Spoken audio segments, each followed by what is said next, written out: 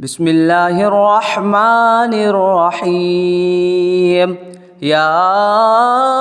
ياسين والقرآن الحكيم إنك لمن المرسلين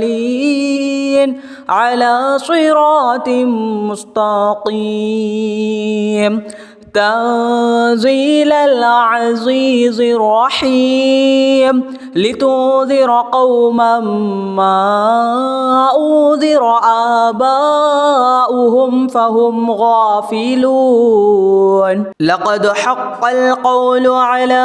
أكثرهم فهم لا يؤمنون إنا جعلنا في أعناقهم أغلالا فهي إلى الأذقان فهم مقمحون وجعلنا من بين أيديهم سدا ومن خلفهم سدا فأغشيناهم فهم لا يبصرون وسواء عليهم أأنذرتهم أم لم تنذرهم لا يؤمنون إنما تنذر من اتبع الذكر وخشي الرحمن بالغيب فبشره بمغفرة وأجر كريم إنا نحن نحيي الموتى ونكتب ما قدموا وآثارهم وكل شيء أحصيناه في إمام مبين واضرب لهم مثلا أصحاب القرية إذ جاءها المرسلون إذ أرسلنا إليهم اثنين فكذبوهما فعززنا بثالث فقالوا إنا إليكم مرسلون قالوا ما أنتم إلا بشر مثلنا وما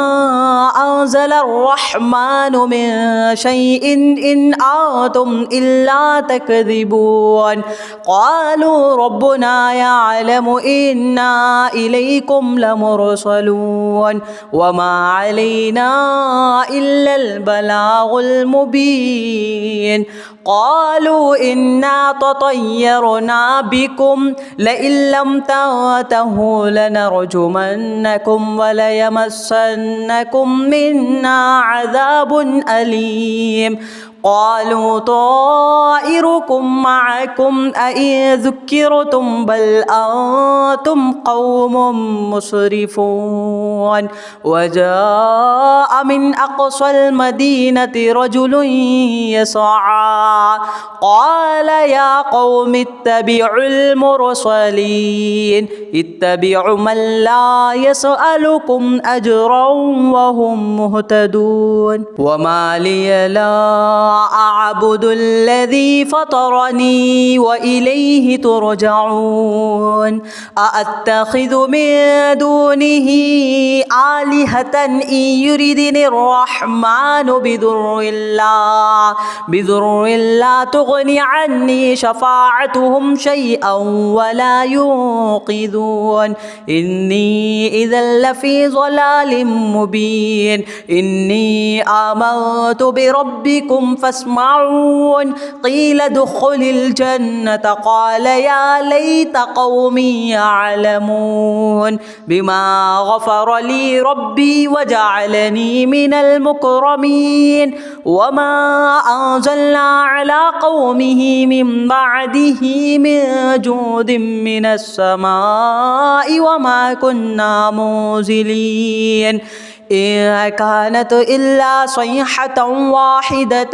فإذا هم خامدون يا حسرة على العباد ما يأتيهم من رسول إلا كانوا به يستهزئون ألم يروا كم أهلكنا قبلهم من القرون أنهم إليهم لا يرجعون وإن كل لما جميع لدينا محضرون وآية لهم الأرض الميتة أحييناها وأخرجنا منها حبا فمنه يأكلون وجعلنا فيها جنات من نخيل وأعناب وفجرنا فيها من العيون ليأكلوا من ثمره وما عملته أيديهم أفلا يشكرون سبحان الذي خلق الأزواج كلها مما تنبت الأرض ومن أنفسهم ومما لا يعلمون وآية لهم الليل نسلخ منه النهار فإذا هم مظلمون والشمس تجري لمستقر لها ذلك تقدير العزيز العليم والقمر قدرناه منازل حتى عاد كالعرجن القديم لا الشمس ينبغي لها أن تدرك القمر ولا الليل سابق النهار وكل في فلك يسبحون وآية لهم أنا حملنا ذريتهم في الفلك المشحون وخلقنا لهم من مثله ما يركبون وإن نشأ نغرقهم فلا صريخ لهم ولا هم يوقظون إلا رحمة منا ومتاعا إلى حين وإذا قيل لهم اتقوا ما بين أيديكم وما خلفكم لعلكم ترحمون وما تأتيهم من آية من آيات ربهم إلا كانوا عنها معرضين وإذا قيل لهم أنفقوا مما رزقكم الله قال الذين كفروا للذين آمنوا أنطعم من لو يشاء الله أطعمه إن أنتم إلا في ضلال مبين ويقولون متى هذا الوعد إن كنتم صادقين ما ينظرون إلا صيحة واحدة تأخذهم وهم يخصمون فلا يستطيعون توصية ولا إلى أهلهم يرجعون ونفخ في الصور فإذا هم من الأجداث إلى ربهم ينصرون قالوا يا ويلنا من بعث من مرقدنا هذا ما وعد الرحمن وصدق المرسلون إن كانت إلا صيحة واحدة فإذا هم جميع لدينا محضرون